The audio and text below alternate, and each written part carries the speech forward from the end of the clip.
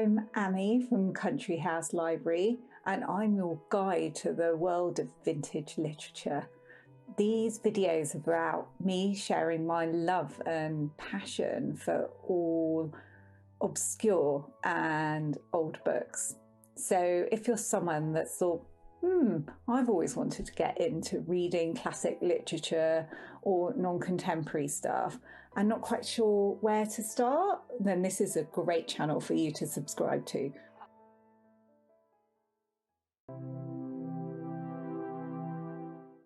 So in today's video, as we're newly into 2022, I've decided to try and set myself some reading tasks a little bit outside my comfort zone.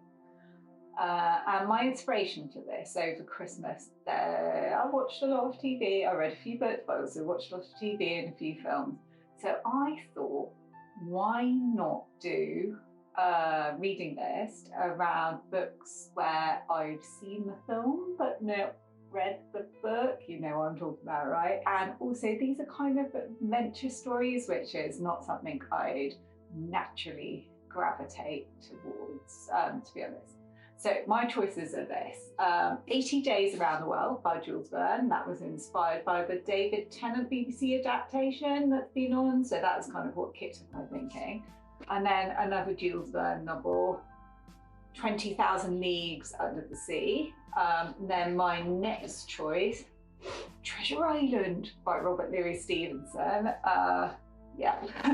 And Gulliver's Travels. That's another great one. That one is by Jonathan Swift. And finally, to finish off, The Adventures of Huckleberry Finn by Mark Twain. So those are the books I'm now going to talk to you about in a bit more detail. So the first book on my reading list is 80 Days Around the World. And this is by a French author called Jules Verne, who was born in 1828. At 34, he wrote his first novel, An Extraordinary Journey. This novel is about a character called Phileas Fogg. And Phileas Fogg is a really interesting character. When we first meet him at the beginning of the novel, he's very set in his ways. He does the same thing every day. You know, he's that person trapped in routine. So you get a bit of an idea of what the writing's like, and this is how we first hear of Phileas as well in the novel. I'm just going to read you a bit here. As far as we know, Phileas Fogg didn't have a wife or children. Something that can happen to the most respectable of people. But he had no relatives or friends either, which is less common. Phileas Fogg lived alone in his house in Savile Row, and he never let visitors in. The inside of his house was never mentioned. He took lunch and dinner at the club like clockwork, and always in the same dining room and at the same table. So that sort of tells you who Phileas is at the beginning of the novel. And what starts off the whole thing is he's in his club. There's some kind of rather loud, obnoxious guy who's going on about something he's read in the paper.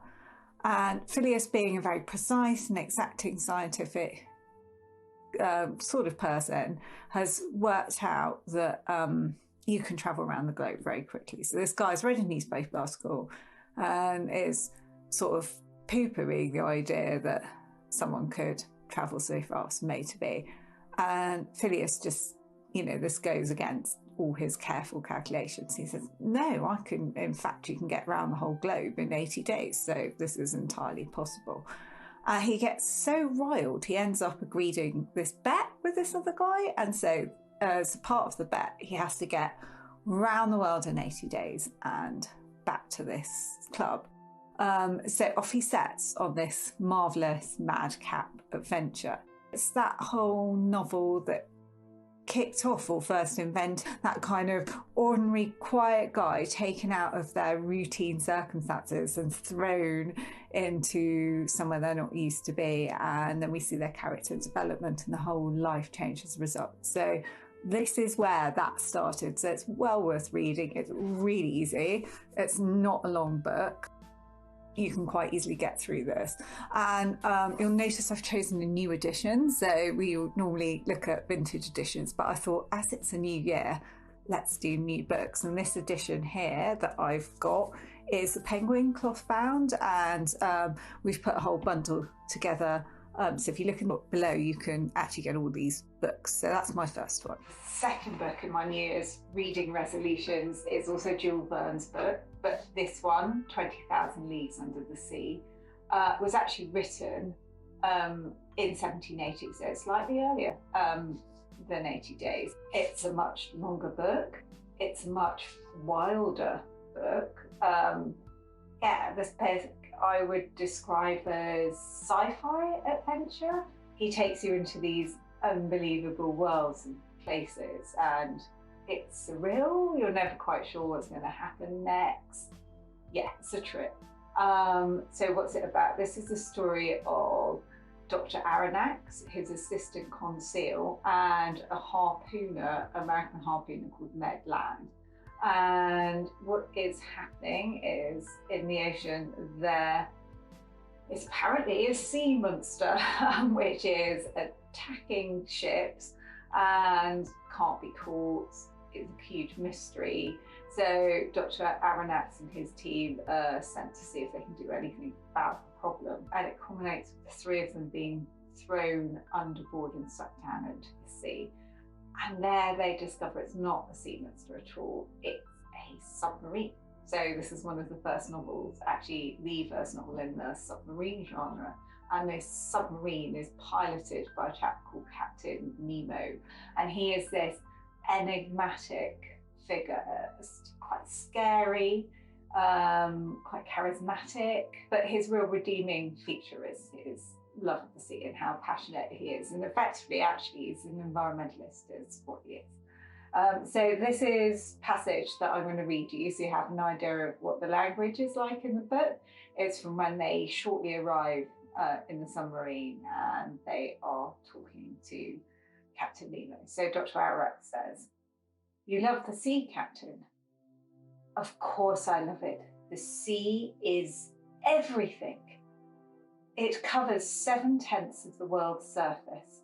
Its breath is pure and salubrious. It is a vast desert where man is never alone because he feels the constant beat of life all around him. The sea is merely the medium which supports the most fantastic, prodigious forms of existence. The sea is nature's vast storehouse. I tell you, sir, live in the bosoms of the sea. Only there will you find independence. Here I acknowledge no master. Here I am free."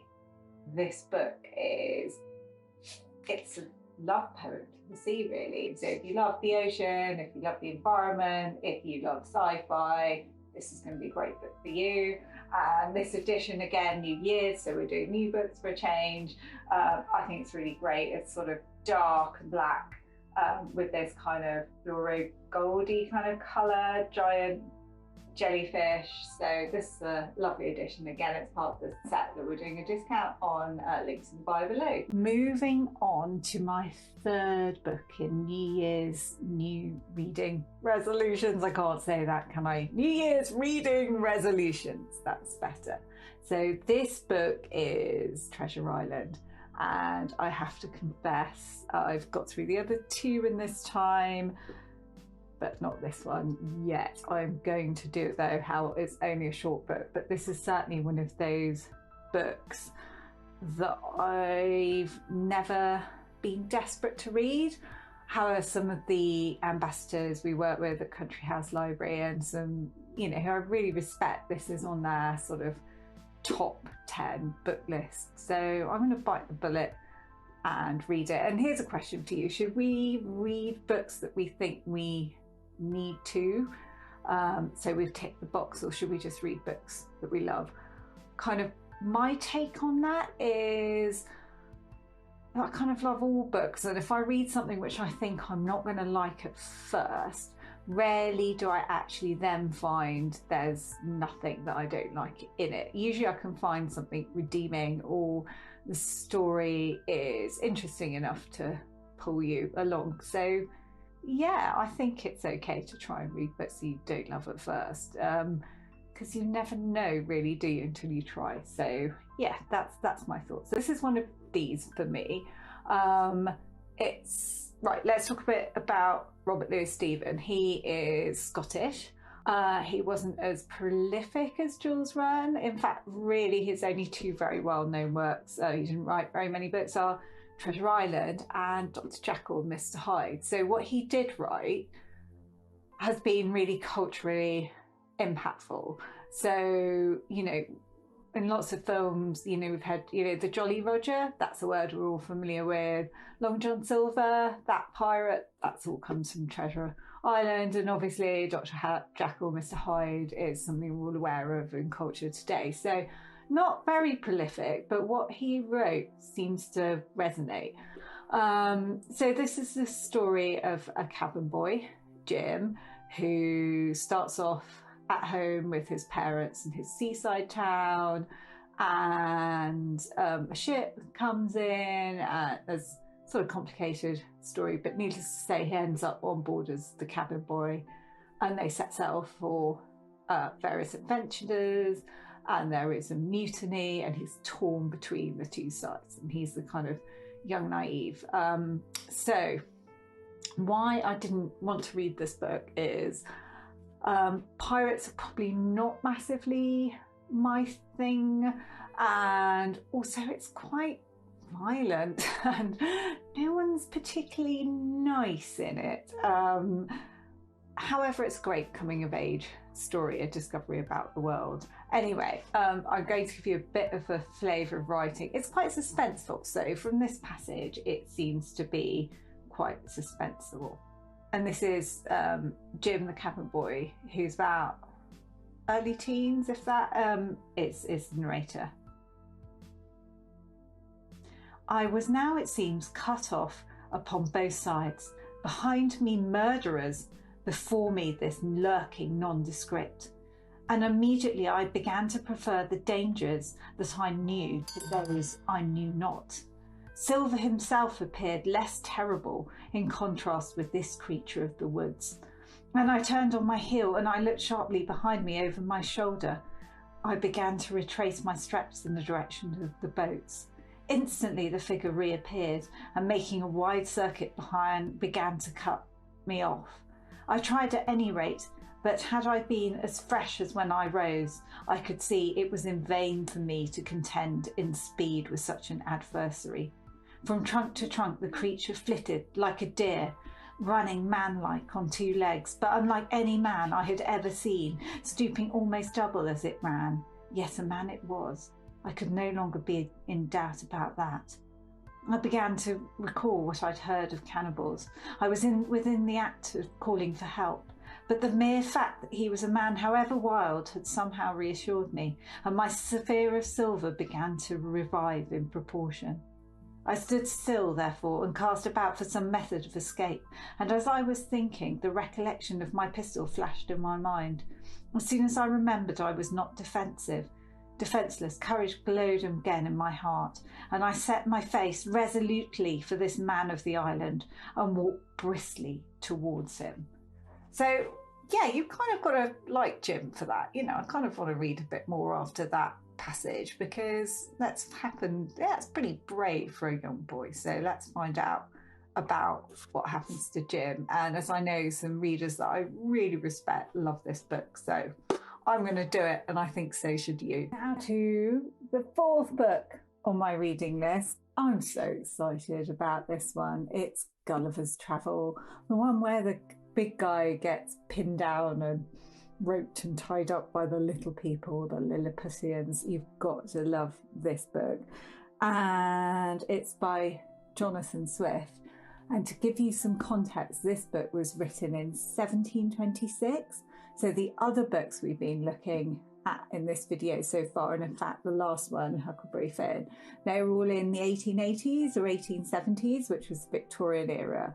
That was when the Brooklyn Bridge was built, when the Orient Express got going. That's when women were wearing big bustly skirts behind them, and when expressionist painters first started to paint women wearing big bustly skirts in parks. So that gives you a context. And there were these books, there were steam power and railways, and it was that kind of era. This is going back to the land. This is going back to a time of ships and agriculture, 1726, and you'll see the difference in the language. It's quite startling when I read you a passage.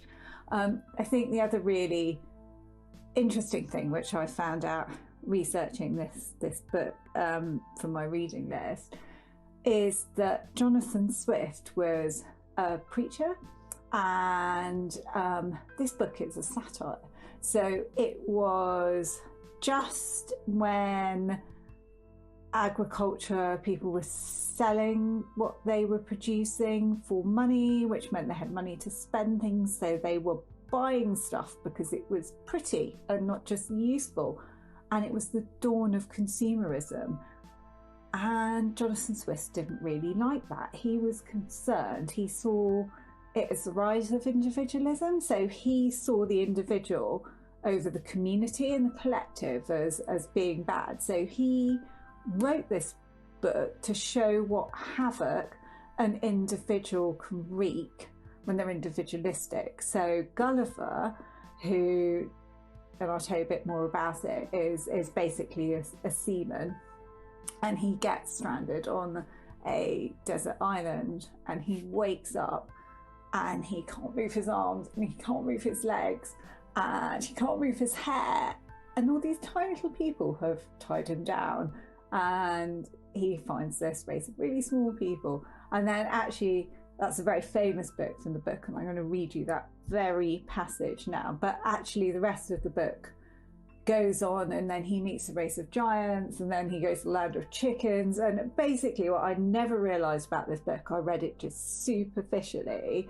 because it's really entertaining, and yeah, so I read it for that reason, and because I have read it before, to be honest, slightly, but it's been so long I can't remember. I think I was a child when I read it, so that's why it's on this reading list, like my first read as an adult, and that's how I read it. And now I realise that what it's actually saying is how much havoc on society an individual can wreak when they put their own needs first, or when they don't fit in. So that's quite a message, and I say everything's ironic in the whole book. Okay, so here is the bit where he wakes up surrounded by little people. I was so weak a condition that I did not observe them. I was extremely tired, and with that and the heat of the weather and about half a pint of brandy, it's a sailor after all, that I drank as I left the ship, I found myself more inclined to sleep. I lay down on the grass, which was very short and soft, where I slept sounder than I ever remember to have done in my life. Must have been the brandy, I guess. And as I reckoned, about 9 hours. For when I awake, it was just daylight. I attempted to rise, but was not able to stir. For as I happened to lie on my back, I found my arms and legs were strongly fastened on each side to the ground, and my hair, which was long and thick, tied down in the same manner. I likewise felt several slender ligatures across my body, from my armpits to my thighs, and I could only look upwards. The sun began to grow hot, and the light might offend mine eyes. I heard a confused noise about me, but in the posture I lay, I could see nothing except the sky. In a little time, I felt something alive moving on my left leg, which, advancing gently forward over my chest, came almost up to my chin, when bending my eyes downwards as much as I could, I perceived it to be a human creature, not quite 6 inches high, with a bow and an arrow in his hands and a quiver at his back. So doesn't that sound fantastic and intriguing? And when you realise that this book is a satire and that everything is ironic that's written with it, it just adds another dimension of comedy to the hapless Gulliver, who's, you know, just a bit of a clod. He's, you know, just your average guy with no great amazing skills. It's more about what happens to him than he is. As I can see, it's a novel, another great cloth-bound edition. I meant to say in all of these there's always a little intro which tells you something about the author or the book, so that's really nice to have.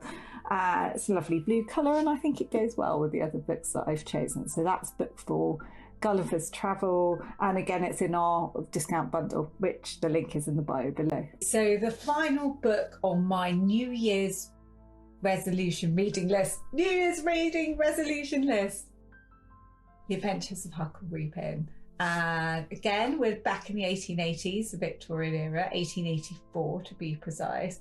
And this book's written by Mark Twain, father of American literature. A lot of people would describe him as.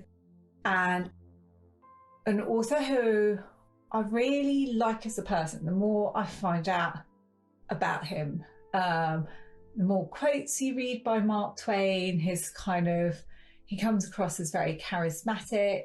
By the way, the name Mark Twain isn't his original name. Apparently it's a nickname because he was a bit of a party boy, but I mean, he was also a philanthropist, he was a politician, a steamboat captain, a gold miner. You know, the guy was a character. I think a bit of a laugh. And very wise with it. I mean, honestly, look up Mark Twain quotes, they're great. Mark Twain, because he used to go into a bar and to know how many drinks you want, you'd chalk 2 up on a board. So you'd be marking Twain, because every time he ordered a drink, bring him 2. So Mark Twain, Twain being the old English word for 2. So even though he's American, you know what I mean? So mark up 2 drinks. So if he went like that, the barman would know to bring him 2 drinks. And that's his published name. I forget what his original name was. So he's kind of an all-round good guy, and he was on the right side of politics, the era as well. Like, he was anti-slave, and I'm sure he wasn't like all good, but from what I know about the guy, you know, he's certainly someone I'd like to go and have a drink with. I think he'd be great fun and kind of kind. So these stories, and I have actually read this book again as a child, but I don't remember much, and rereading it now, it's kind of a different thing. And this is the story of Huckleberry Finn, who is just as likeable as Mark Twain himself. He is a boy who, in the previous adventures of Tom Sawyer, has come into some cash. He's kind of like a street boy, kind of unparented and rough and rural, but very charming, kind of the original Bart Simpson, maybe. That's how you might describe him. And it is literally adventure on a small scale, so he doesn't go off round the globe or under the sea. He travels up a river with his companion, who is you know, was a slave, or an ex-slave, or a runaway slave. So yeah, but he forms a real relationship with him and shows a lot of kindness. And also Tom Sawyer is another character who he's friends with and goes on the adventure. So it is just as much a personal journey or a convivial journey or a buddy movie journey, rather than a real explanation journey. And a bit like, and there's lots of comic pieces, and there's lots of fun stuff that happens in it, and there's some meaningful stuff that happens in it. You can see there's a lot of charm in the way Mark Twain writes. So I'm going to start right at the beginning of this book with chapter 1 and get reading. You don't know about me without you have read a book by the name of The Adventures of Tom Sawyer. But that ain't no matter. The book was made by Mr. Mark Twain, and he told the truth, mainly. There was things which he stretched, but mainly he told the truth. That is nothing. I never seen anybody but lied one time or another. Without it was Aunt Polly, or the widow, or maybe Mary. Aunt Polly, Tom's Aunt Polly, she is, and Mary, the widow Douglas, is all told about in that book, which is mostly a true book, with some stretches, as I said before. Now, the way the book winds up is this. Tom and me found the money that the robbers hid in the cave, and it made us rich. We got $6,000 apiece, all gold. It was an awful sight of money when it was piled up. Well, Judge Thatcher, he took it and put it out at interest, and it fetched us $1 a day apiece all year round. More than a body could tell what to do with. The widow Douglas, she took me in for her son, and allowed she would civilize me, and that's civilized spelled S-I-V-I-L-I-Z-E,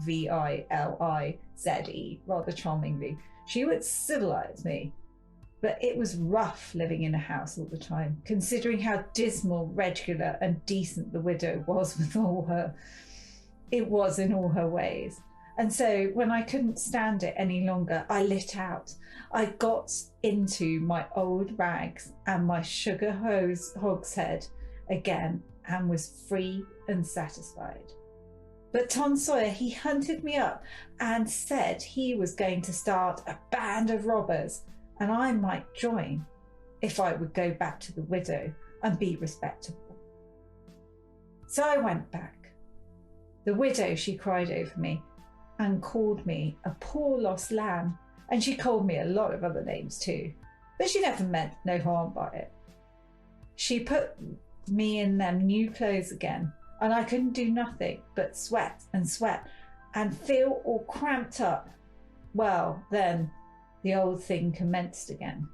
The widow rang a bell for supper, and you had to come to time. When you got to the table, you couldn't go right to eating, but you had to wait for the widow to tuck down her head and grumble a little over the victuals, though there wasn't really anything the matter with them. That is, nothing, only everything was cooked by itself. In the barrel of odds and ends, it is different. Things got mixed up and the juice kind of swaps around and things go better. Oh, I read a bit more than I meant to there. In fact, I think I'm just going to have to say goodbye now.